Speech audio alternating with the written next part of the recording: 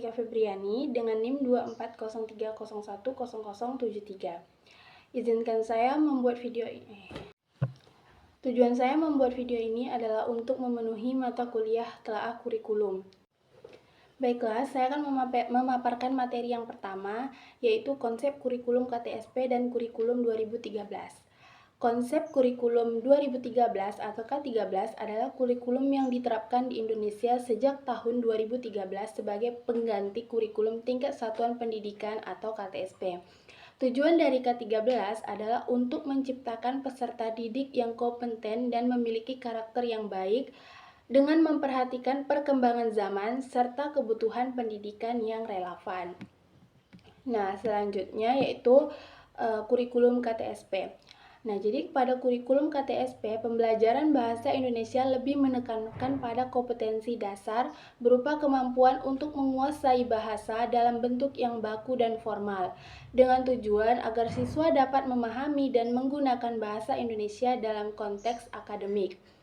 Kalau pada kurikulum K13, kompetensi yang diharapkan lebih berfokus pada pengembangan kemampuan komunikasi yang lebih kompleks, meliputi kemampuan berbicara, mendengarkan, menulis, dan membaca dengan konteks yang lebih beragam. K13 mendorong siswa untuk tidak hanya menguasai keterampilan, tetapi juga kemampuan berpikir kritis, kreatif, dan kolaboratif dalam menggunakan bahasa dalam kehidupan sehari-hari. Materi selanjutnya, saya akan menjelaskan tentang konsep merdeka belajar.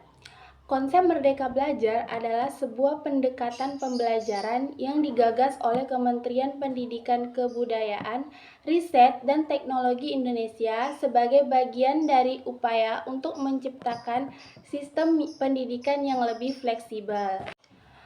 Konsep ini bertujuan untuk memberikan kebebasan kepada siswa dan guru dalam proses belajar mengajar, sehingga pembelajaran dapat berlangsung lebih menyenangkan, relevan, dan sesuai dengan perkembangan zaman.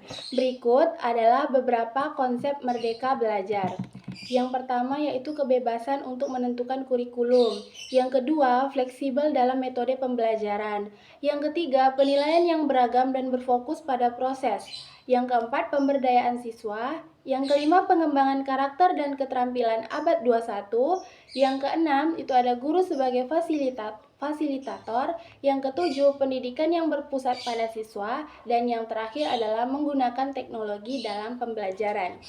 Selanjutnya ada kurikulum darurat. Kurikulum darurat adalah sebuah konsep kurikulum yang diterapkan dalam situasi atau kondisi yang tidak normal, seperti bencana alam, pandemi, atau situasi krisis lainnya, yang mengganggu proses pembelajaran reguler. Nah, tujuan utama dari kurikulum darurat yang pertama itu adalah menjamin kelangsungan pembelajaran. Yang kedua, menjaga kesehatan dan kesejahteraan siswa dan guru.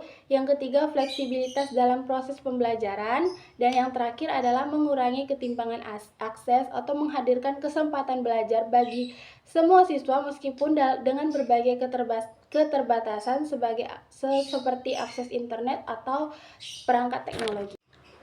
Oke, materi selanjutnya adalah menganalisis KI dan KD pada pembelajaran bahasa Indonesia. Yang pertama adalah pengertian KI. KI dalam kurikulum merujuk pada kompetensi inti. Kompetensi inti adalah seperangkat kemampuan dasar yang harus dimiliki oleh peserta didik untuk menguasai berbagai aspek pembelajaran. Selanjutnya ada kompetensi dasar atau KD. Kompetensi dasar atau KD adalah deskripsi kemampuan yang harus dikuasai oleh peserta didik setelah mengikuti proses pembelajaran pada suatu mata pelajaran dan tingkat kelas tertentu. KD merujuk pada kemampuan yang lebih spesifik, terukur, yang mencakup pengetahuan, keterampilan, dan sikap yang harus dikuasai oleh siswa. Selanjutnya adalah pengertian dari silabus. Silabus adalah rencana pembelajaran yang berisi rincian materi, tujuan, kegiatan, dan evaluasi yang harus dilakukan dalam suatu mata pelajaran. Silabus memberikan panduan kepada guru untuk mengatur proses pembelajaran secara sistematis agar tujuan pembelajaran dapat tercapai. Silabus ini dirancang untuk membantu guru dalam merencanakan dan melaksanakan pembelajaran dengan lebih sistematis dan terstruktur. Oke, materi selanjutnya saya akan menjelaskan pengertian CP dalam kurikulum merdeka. Dalam konteks pendidikan, CP umumnya merujuk pada capaian pembelajaran.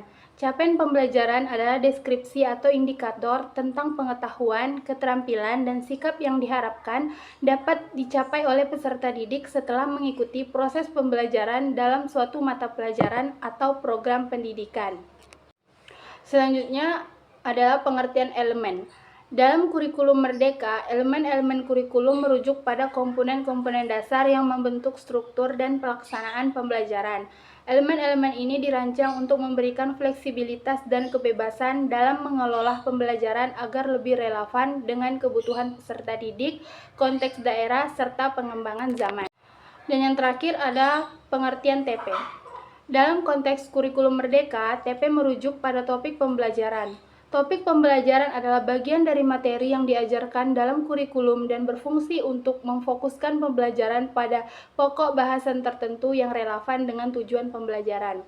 Topik pembelajaran atau TP di kurikulum merdeka memberikan fleksibilitas bagi pendidik untuk memilih dan menyusun materi yang sesuai dengan kebutuhan minat serta konteks para peserta didik.